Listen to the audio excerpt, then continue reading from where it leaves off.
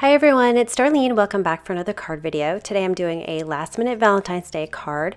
I've got the Stacked Hearts die by Simon Says Stamp and my Little Bee nested hearts with the X's.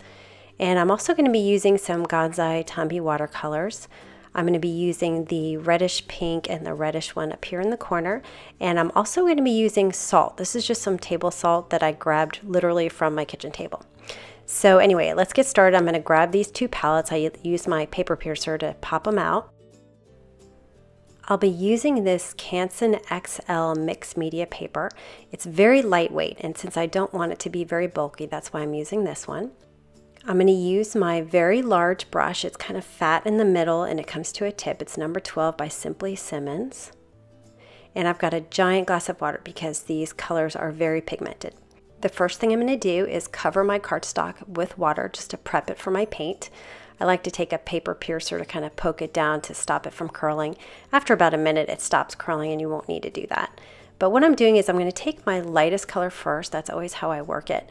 And I tap it into my cardstock. And my brush is at about a 45-degree angle to my paper. So that way I get a wide application of color every time I hit the brush to the cardstock. You can see I brushed it on there for a second, but then I went back to tapping because it just gives a nicer sort of splotchier look, and that's what I'm looking for here. Now I'll go in with this reddish color and again tapping it in, and when it's time to blend them together, because these colors generally don't blend together on their own, you kind of have to force it a little bit. So to get them to blend, I just use the very tip. So I almost have my brush kind of at a perpendicular angle to my cardstock, and I'm just tapping those colors together.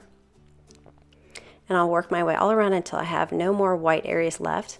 I'm going back in with a little bit more of the pink so I get enough variation where my heart's going to be.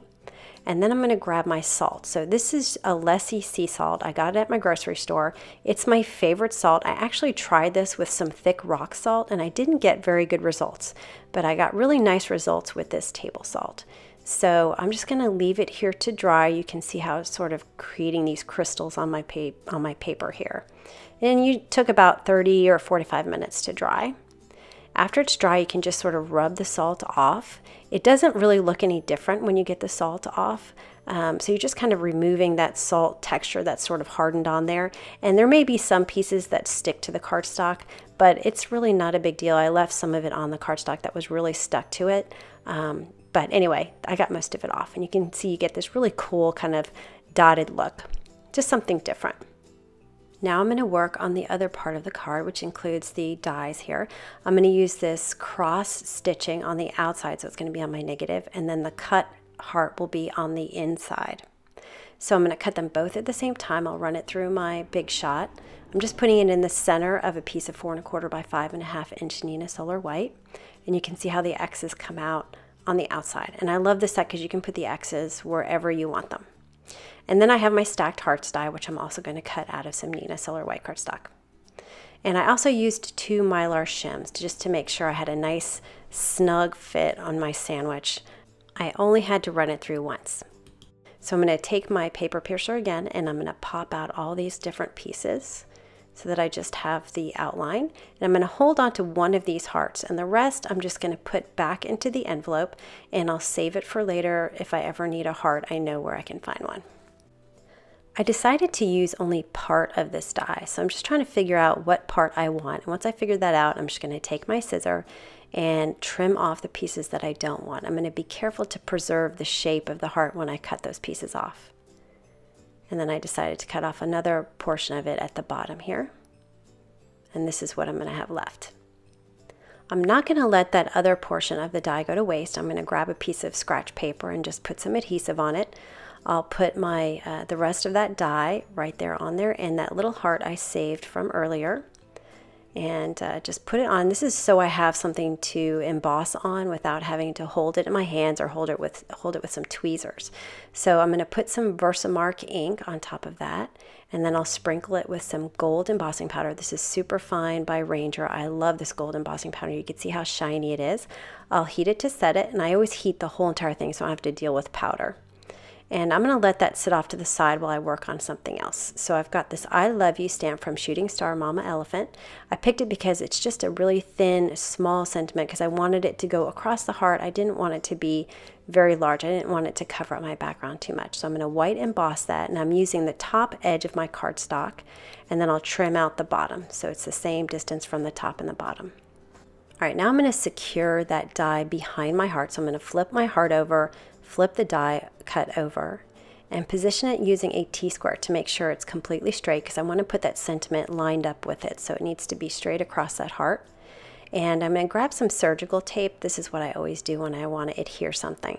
So I press it down with my finger just to hold it in place, and then I'm going to grab my surgical tape and place it right there on top of the die. And that'll hold it in place, and I don't have to worry about it moving, and I can adhere it later with some adhesive. So just making sure it's straight. I noticed that some of it went off the side there, and I was going to kind of smush it in, but I decided to just rip it off. It's really easy to get this tape off if you accidentally put it somewhere where it shouldn't be. All right, this is where my sentiment's going to go. I want the love to go right over this heart, because that's the heart that's going to be gold. So I'm going to position it and figure out where I want my banner sort of arrow to be. So this is kind of supposed to be the back of an arrow. So I'm going to mark it with a pencil so I can see where I need to cut it. I usually make a lot of marks to make sure that I cut this straight, but this time I decided to do it freehand. So I'm just going to cut in the center about 1/4 of an inch up the middle, and then I'll take my scissor and go from the edge to the end of the cut I made on both sides, and that'll give you a nice even banner. And when I adhere this, I'm going to use some 2A glue pen. So I turned it over, and I'm going to put some right there on the side, and then I'll flip it over, and that's going to be adhered to the outside, to the front of the card. So I'm going to press it in place, and this glue is really strong. I don't have to worry about it coming off. And then I'll flip it around, and this part I want to go underneath the card. So I'm going to add some more glue to the top of it this time. And then you can see how strong it is on the right-hand side. I can bend it and it won't come off. So I'm going to put it inside, and then I'll press it down firmly on the back. Now it's time to adhere this panel to my watercolor. So I'm going to take my ATG tape runner, and I'm going to liberally put a bunch of adhesive on the back. And I want to make sure I cover especially really close to the heart itself, but I'm covering the whole thing. And then I'm going to take my 2A glue pen, and I'm going to dab, kind of dot the underside of these hearts. So I'm going to put maybe like 5 or 6 dots on each one of these little hearts to make sure that it's secure in place. And then I will put some 2A glue on my black banner as well. My watercolor panel is cut just a tad smaller to make sure it doesn't stick out the side. So I'm just going to put it right on top, and that way everything lays flat. And I have this shape and tape by We Are Memory Keepers. It's got all these different patterns in it, and it's tape, so you peel off the back and you can cut it into any size you want. So I just cut about a 1/2 inch size strip.